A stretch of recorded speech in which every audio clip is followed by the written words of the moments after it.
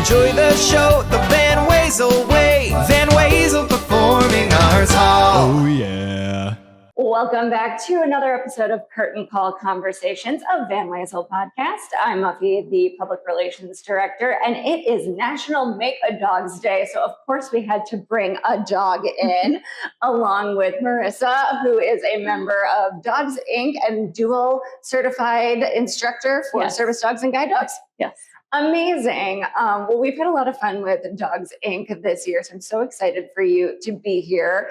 But before we dive in a little bit about what Dogs Inc. does and kind of how the partnership we've built, let's talk a little bit about the dog-themed shows we have coming to the Wezel. So the first is Dr. Seuss's How the Grinch Stole Christmas, a fantastic holiday show that everybody will love, and of course has that dog Max in it. Oh, yes.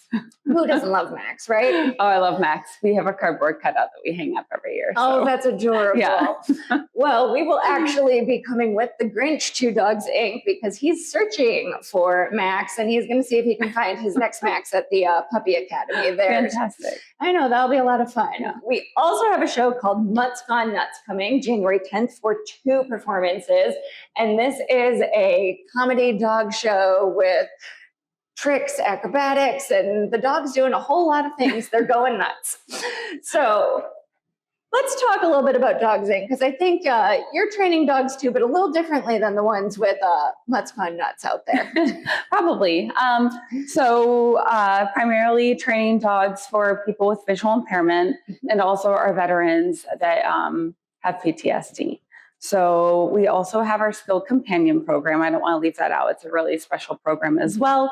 And that is a program that the dog does not have access rights, to be clear, but maybe it's for some of our younger kids that have visual impairment and they want to start to learn the responsibility of how to take care of a dog. And then once they get to that point where they're old enough to maybe receive a dog, they have kind of the foundations and basic skills of understanding that. So that's a really cool program. Yeah, I think that's great because sometimes you may not have grown up with a dog or something like that. And then you're going in to get a service dog or a guide dog. So having that preparation, I think, is amazing. Yes. So let's talk a little bit about Dogs Inc.'s impact on the community and who you're serving. Where are you serving? Because I know it's more than just this small area of Sarasota. Of course. So we are serving pretty much all of the 50 states, and changing the name obviously did help because a lot of people thought we were servicing just in the southeastern region, and also that, back in 1982, we were Southeastern Guide Dogs. So that does mean specific to people with visual impairment.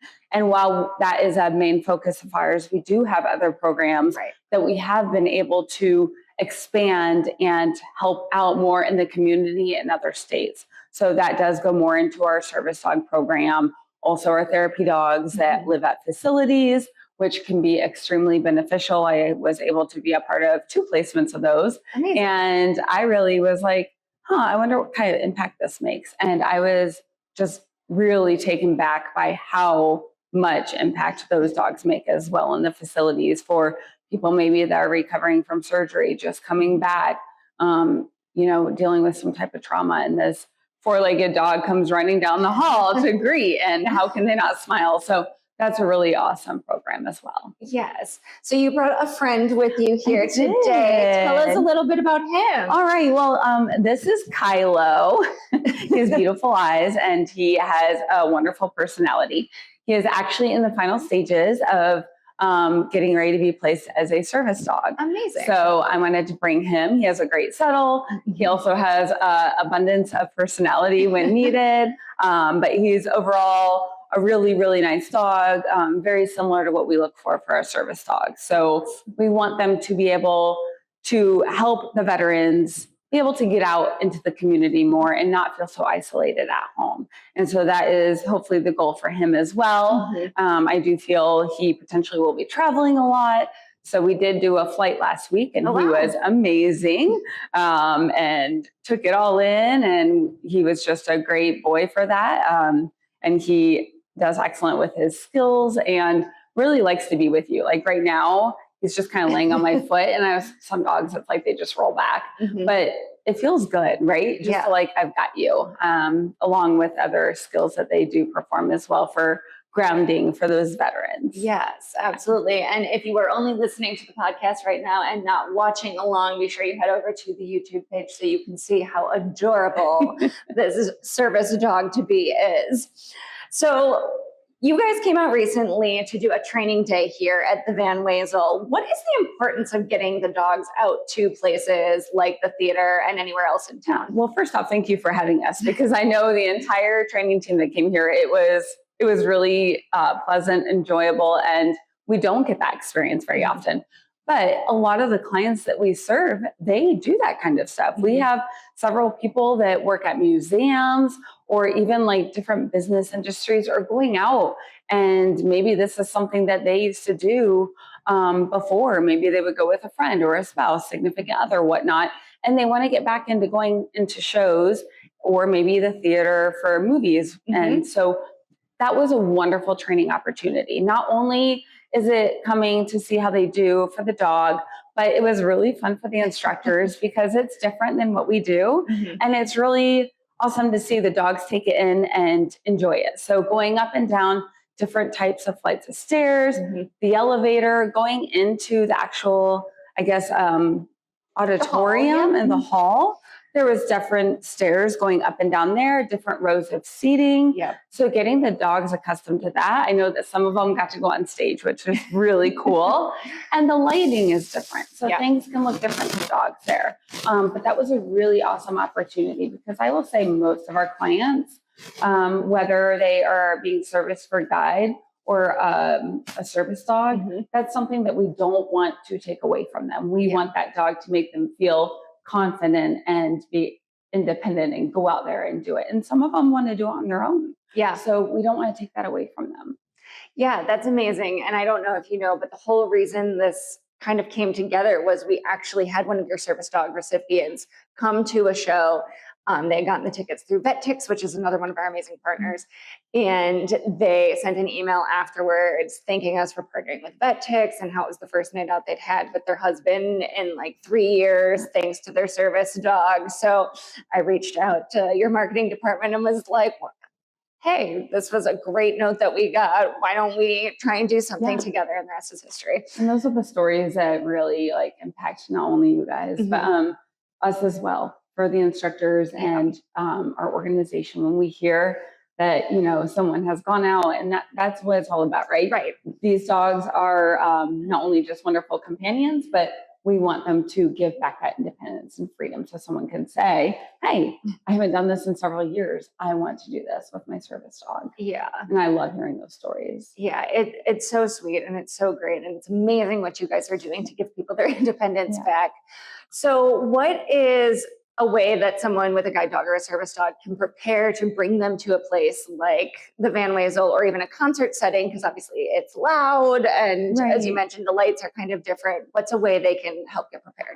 So we always, when we're in training, we try and do almost anything we can to prepare the dog for that lifestyle. So if we know someone ahead of time that is what they're going to do, maybe we would get in contact with you guys and say, hey, is there any chance we could bring a couple dogs by? I know that some teams have gone to the movie theater because it is loud and dark and kind of gives off that vibe. But when you're on kind of a tight training schedule, you want to make sure you get all the other stuff done as well. But those are things that we also will talk about with the applicant beforehand. So if we know that that is going to be a huge part of their life, or they once did it and they haven't done it in forever, but that is their goal, then we would probably try and do that either during training or when they come in for a class, or if it's a home placement, we can try and like find out in their community, hey, where could we go and try and do this and use it as a training route. And that way they feel comfortable. And throughout, when we're in class or on home placement, we have pretty structured lectures. So we do give a lot of advice on how this is how you would go about doing this or whatnot. But we can try and mimic or go somewhere during training as well to help prepare them and make sure the dog is okay. So it sounds like you do a lot of customization with the training in addition to what each dog needs to know. Can you talk a little bit about what is that overarching training process from when they come back from their puppy raiser to school and then through that placement? Yeah. So it's different between guide and service, Sure. but not completely. So both teams, are training for different reasons and purposes, but we all want to get the dogs out to different venues. So we do frequent a lot of places. Going to the airport is another great one. Crowds. So when the dogs come back from their puppy raisers, which first I want to say thank you, because that is a really, really, I think, emotional and difficult decision for someone to do, but so very grateful for all of us. I would totally agree. I started 2 puppies, which means I didn't even have them all the way through. And, after having them 6 to 8 weeks and giving them to their actual puppy raiser, I was a mess. Yeah, I don't know if I could do it, but I appreciate so much because we now can train these guys to go on.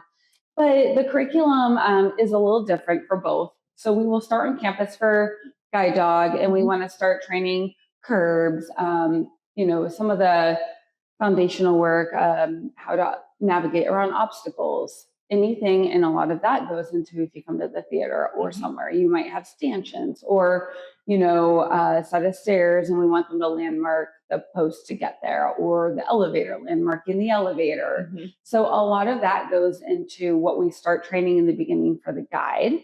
And then we start to advance by going off campus, having blindfold, where the instructor will go under blindfold and they have a spotter there to make sure that the dog is, doing well. Because we do have our vision as instructors, we can sometimes unintentionally train the dog. Sure. So that is a really true test for us as instructors. And it's, you learn a lot, and it makes you feel good too when that dog has passed. You're like, yes, I've done everything I can. I can't wait to place you. Service dog, similar as in they're going to be going out as well. They do a lot of the same venues. They're just training different skills. So they're doing a lot of deep pressure therapy. They might be doing retrieval. We always are constantly in every program working on distractions, whether it's people, and it's great because someone will come up and talk, you're so cute. And even though you're like, you shouldn't talk to the dog, but it's a good training opportunity. Right. Or kids, other dogs, all of that is really exciting to them. So working on that throughout training and distractions and whatnot, and reinforcing the good behaviors, because we are all positive reinforcement. Sure. That is what really helps as well too. So, well, Marisa, thank you so much for sharing a little bit about Dogs Inc., previously Southeastern Guide Dogs, for those who know it by that name. If any of our listeners or viewers want to get involved with Dogs Inc., how can they go about doing that? I would say you can definitely visit our website, which is dogsinc.org, and I believe it's /get involved. If not, you can actually go just to dogsinc.org. Navigate through there. Navigate through there. We are constantly training in the area. We see people all the time and they come up and we're like, who are you? And we're like, oh, and we will go back, formerly Southeastern Guide Dogs, now Dogs Inc., and we'll explain the reason for the name change. And they're like, oh, I know who you guys are. Sure. So when you hear that, it's really great because it's the community still understanding. It's just the name change. And it reflects a lot on, because we do not train just dogs for visual impairment. Now we have so many other opportunities to service those that also need a dog. So. Amazing. Yeah. All right. So for our final question, we had such a fun training day here, but if we were able to do it again, what would your ideal training scenario look like here?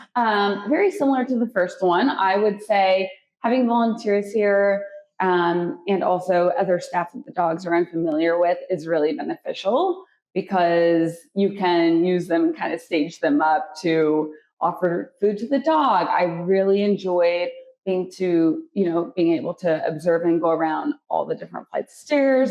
I think even if we were able to play some type of audio for the dog, that would be beneficial, so that we can actually be seated in there and have several of the dogs, and the lights maybe go down and let them experience the sound of it. And also, Yeah, actually, like it was wonderful the first time. I think that would be the only thing I would add. All right, It sounds was great. because we got so much practice going downstairs, having, people with food set up. That was great. Asking to pet the dogs, getting them into different seating scenarios, the handicap section versus just regular seating. Yep. Because overall, these dogs can like kind of get into a nice circle. But if people have to keep getting up and going past, that can be distracting. Yes, especially with our long continental Yes. seating. But honestly, I think the first time was wonderful. And I would love if we could come back again and train here. Well, we would love to have you and continue this partnership. And I think, our friend here definitely would love to be on camera and wish he had his own microphone too.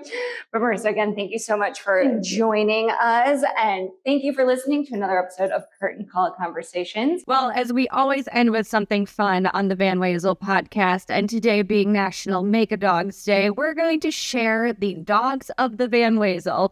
This is my dog, Tiki.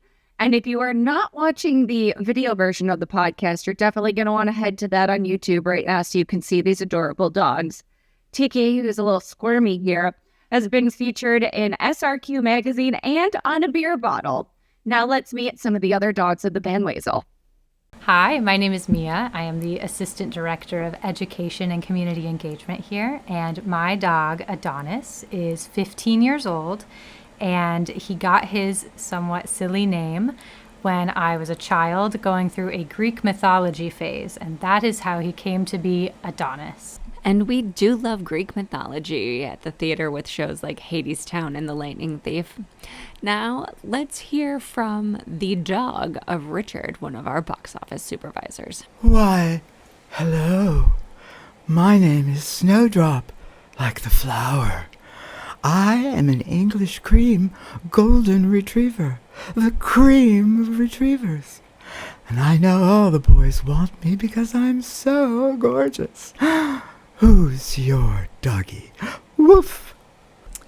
Hi, this is Kyle, and you're looking at a picture of Honey, who is our German Shepherd Rottweiler mix. And you might think her name is spelled Honey, but it's actually Hunny, after Winnie the Pooh's Honey Pot. Hi, I'm Pam. I'm the group sales coordinator with the Van Wezel, and I'm talking to you about my dog Night. His name is Night Sky. He protects our yard, and he's a friend to everyone except when he's on a leash. And I'm talking to you about my husky, my 3-year-old husky, Blue.